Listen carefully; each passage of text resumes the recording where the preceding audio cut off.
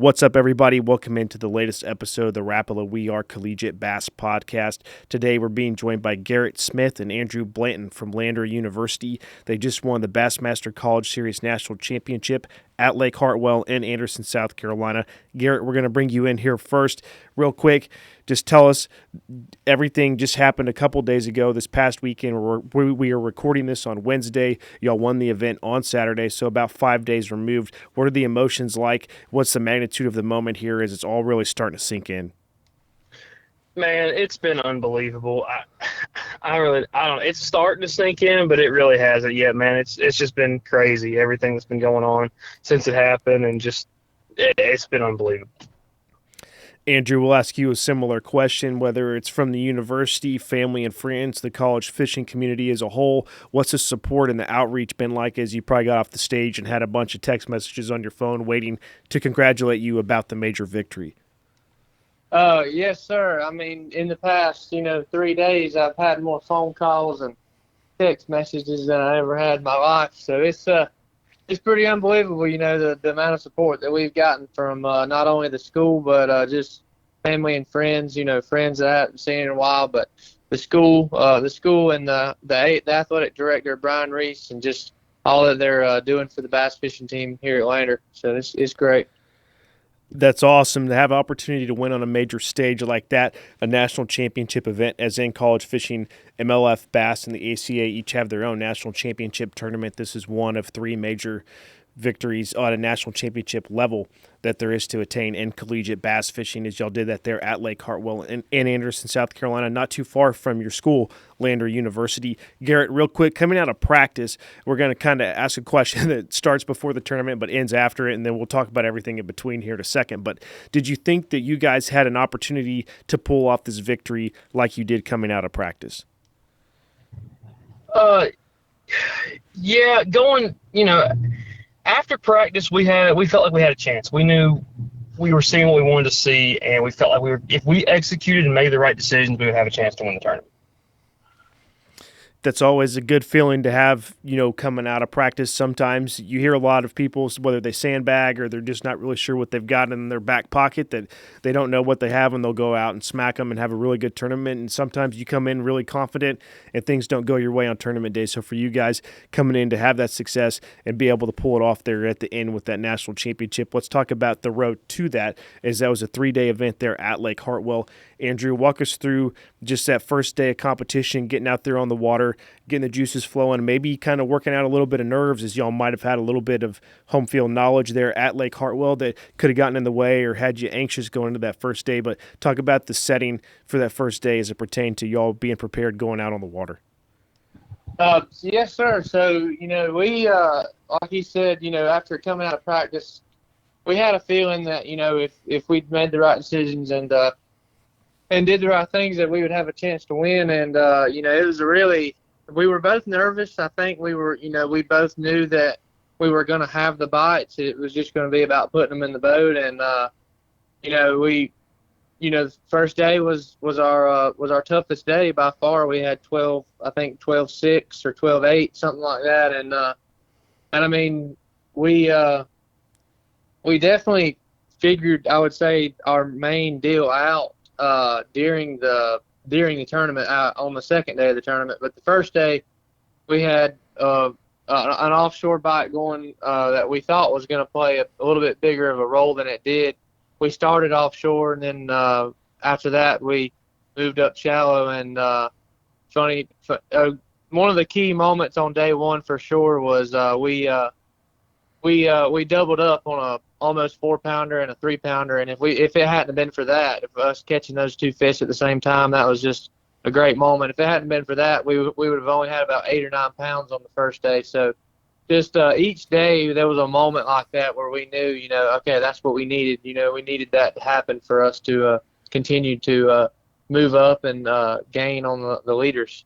So, but yeah, the first day it definitely was a little bit stressful because we were so far behind, but it definitely made up for it on days 2 and 3. Let's get into some more specifics as the event continues on. So Garrett, Andrew's talking about day one. I'll give you an opportunity to kind of break down day two. tell us how the day panned out from start to finish, what y'all caught, how you caught them, and he kind of said y'all figured out something on day 2. Let us in on what that might have been. Yeah, so going into day 2, we knew we were going to be down. We were going to be down a good chunk to the leaders and to the cut. So, and with our morning deal not working out the first day, we just decided to stay on the bank all day and really lock in with a buzzbait and try that out. So, beginning of the second morning, we ran back to our primary area, and the first place we decided to stop is somewhere we hadn't fished the first day. Is just a pocket that, from fishing Hartwell for so many years, I knew was going to be good. We're sitting there talking about what we thought we had to catch today. As we just put the boat down, I stand up, drop the trolling motor. I turned to him. I was like, man, we got to have like 15 today. And sure enough, first cast, I throw it out there. It hits the water, and 3 cranks into the cast, like a 5-pounder blows up on it, man. And it was on from there. We fished that pocket out, caught 2 more little keepers, and going out the other side on a buzzbait, I caught another one that was just over 5. And with that, we figured out that we can be throwing that buzzbait first thing in the morning, running around the steeper banks, the mouths of these pockets, and we proceeded to run that deal up until 10 or so o'clock. Then we really started focusing on our brim beds and our wolf pack and fish shallow. And we caught 1 more 4-pounder at about 9:30 or so, and that put us at like 16-1 after the second day, which bumped us all the way up to third.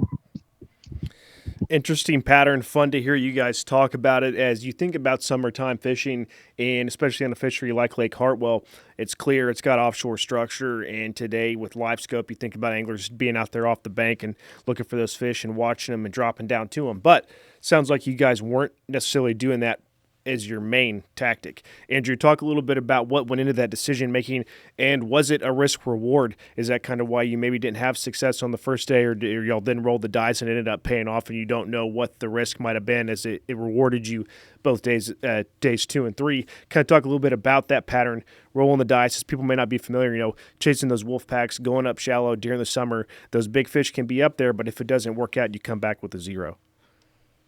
Yes, sir, absolutely, and that's kind of why we relied on that offshore pattern for the first few hours of the morning, because we knew that it was a sure way to catch fish, and it was a sure way for us to catch 8 or 9 pounds. But and it really feels good to have caught them the way that we did, because it's a way that we knew if we could make it work, like Garrett said, we would have a chance to win.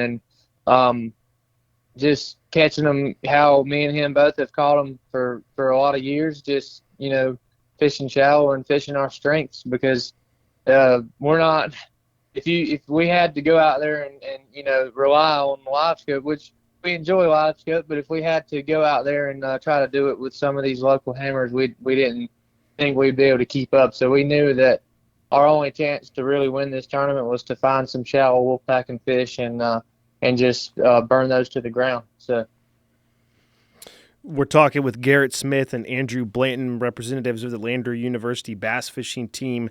Just won the Bassmaster College Series National Championship at Lake Hartwell in Anderson, South Carolina. Garrett, day 2, you guys weigh in over 20 pounds. Gets y'all propelled all the way into first place as you end the event with the 3-day total, rather, of 49 pounds and 0 ounces. That day 3 bag, man, you did a good job of explaining day 2. Let's talk about day 3. Give it to us in detail, how it played out, and y'all ended up catching more than the 20-pound mark to be able to bring home that trophy. So after day 2, we knew we were down 3.5 pounds to the leader, Tyler Campbell and Parker Guy. Those guys are one of the best herring fishermen on the lake. They guides out there. Tyler Campbell guides out there. He's known, he's going to catch them. So we felt like we had to do something if we were going to beat him, we had to make a good decision and fish to win the tournament. And our primary area was in the Tougaloo River, and we had been in there for 2 days, and we were not getting the same amount of bites and not seeing the same amount of fish we'd been seeing the first 2 days. And we had told ourselves after practice that if we made the final day, we would fish an area that we had saved all tournament, and it's just the Seneca River, and we have a lot of history over there. So we made a decision to go fish water we'd never fished before in the tournament, and it's one of those things where you just get a feeling and you go after it. And the first pocket we pull into, it's one I've fished for years that I know is good. And in the first 5 minutes, we caught a 4.5 pounder on a buzzbait once again early, just right away. And we looked at each other like, okay, we've got a chance to go run this, go win them and go win the tournament, go run them boys down. And once again, we filled the limit very quickly. We had that one big one and several small ones. About an hour later, we caught our next big one. It was a 3-pound 4-ouncer. Then we ran up to some stuff Andrew had that's some of the best stuff on the lake in that section of the river, and we were able to catch another 3-4 and a 3-6. And that put us up there with around 17 pounds. But we knew that for us to win the tournament with 17 pounds, Tyler and Parker would have to have a very rough day, and they're just not going to do that. Those guys don't have bad days. And we knew for us to be able to beat them, we had to go out and catch even more. And about 1:15, it sun's up. We're doing our brim bed deal, and we pull in another historically great pocket.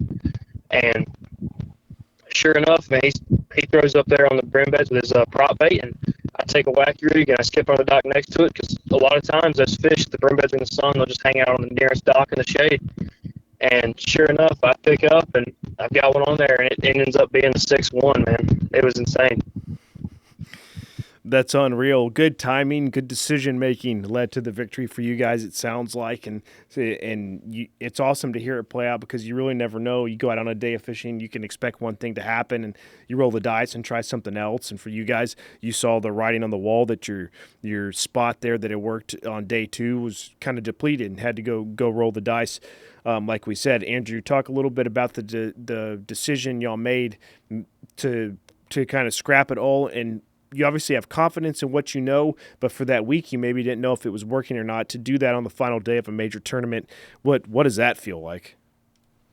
Well, it feels great too if made that decision, high risk, high reward type decision, and go up there and catch them that way, because it's one of them things. I mean, I've fished many tournaments on Lake Hartwell and ran up the Seneca River where we ran on the third day, and it's burnt me. It's burnt me up big time. And Garrett can say, and I think me and Garrett can both say that me and him both have ran up there in tournaments, and it's burnt us. So we knew that it was going to be a risk, but we knew if it worked out, we would have the chance to win the tournaments. And it just like you said, all of our fish, we knew, like that second day of the tournament, he caught those 3 big ones, and we just had a feeling that it was slowing down. We weren't seeing as many fish, and we knew that we could go up to our primary area and catch fish, but we didn't know if it would be possible to win the tournament in there. So we decided to again, just go up there to that new area and just run the same pattern, just in a completely different area of the lake, and it showed out in a big way. And it just, those game time decisions like that, and it just is what made it happen for us, for sure. This Bassmaster College Series National Championship there at Lake Hartwell, one of the first major double points events, national championship tournament as well, to count towards the 24-25 Bass Pro Shop School of the Year presented by Abu Garcia. College fishing's only all-encompassing national ranking system just getting underway here. We'll have the information results from the preseason poll out shortly, quickly followed by then the first updates to those point standings with these results reflected.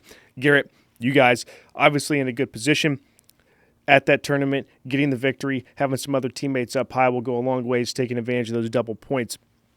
Talk about the significance of y'all's victory to jump-starting the season, of which you guys finished 10th last year, obviously hoping to improve on that coming into this newest season. Talk a little bit about that and the significance and role your victory will play. Yeah, man, it's the best points finish we could have to start out the season. We finished 10th last year, which was still really good. It's the highest Landers ever finished, but we brought back a lot of our seniors, a lot of our best fishermen. We have a bunch of incoming freshmen, really strong class coming in. And we want to make a run at top 3 or try to knock off Montevallo and Auburn and boys. We gotta mix it up top up there. Entering the season, it almost goes without me even asking the question, so I'll kind of segue into something else once I say it. But that first start of the season, obviously everybody wants to finish number 1. to get to that point, you don't really know what the next couple months are going to entail. That Bass Pro Shop School of the Year presented by Abu Garcia, that's a 12-month race from start to finish, of which there's different times of the year, there's different weather, it's different lakes, there's different parts of the country, there's different anglers out there contributing for your team. You name it, a lot of variables that are difficult to control, but you got to go out there and catch fish at the end of the day to have that success. Andrew, talk real quick. What is the team's game plan coming into this year? Obviously, as Garrett just said, the goal is to get up there in the top 3 and eventually win the whole thing. To be able to pull that off, what are some things y'all have put in place, whether it's team chemistry and a game plan that y'all are going to implement to pull that off and ultimately, catching the fish to do it? Kind of talk about the game plan for the season and how y'all hope to achieve your goals. Yes, sir. So, as far as, just like he said, we've really got a strong, one of the biggest freshman class that Landers ever had coming in, and they came to fish. They came to fish hard and show up and show out. So we're excited for that. But I think this year, as far as team chemistry goes, I believe that we're going to communicate a little bit better as far as the team goes and how practice in these big tournaments, how practice is going and how leading into the tournament. I think that's something that these bigger schools like Montevella, I think that's something they take advantage of. And I think that if we could, with the freshman class we have now and just the anglers that we have, the skill level that we have, I believe that when we start communicating and just helping each other out in some ways, to us all being able to be consistent anglers, I think that'll be a huge help to us. And I believe that we've got Liam on our as our head coach this year. Coach Liam, he's done a lot so far, just to as far as bringing the team together, making unifying us a little bit, and then just all being part of one big thing, one big team, bigger than ourselves. So we're excited. That'll wrap up our conversation with Garrett Smith and Andrew Blanton, representatives of Lander University. Garrett and Andrew, as we said, they're winners of the Bassmaster College Series National Championship at Lake Hartwell in Anderson, South Carolina. Lander University coming off a 10th place finish last year in the Bass Pro Shop School of the Year presented by Abu Garcia. And as we wrapped up that conversation, they're looking forward to this new season, of which this first place victory will go a long ways in helping them jumpstart this next campaign as they work towards their goals. Guys, thanks for joining us here on the phone today. Look forward to seeing out on our trail throughout the rest of the season. Yes, sir. We'll be there, man. We can't wait to get it started.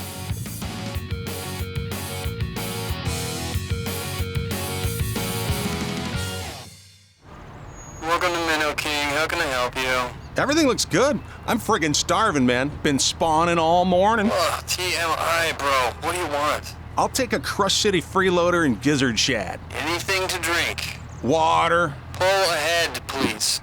Welcome to Minnow King. We're gonna have what he's had. Yeah, throw me in a net BLT, too. Pull ahead, please. Calm down, quit feeding so much. Oh, yeah, man, I'm trying to, man. If you overfeed him, he's gonna hide under a log.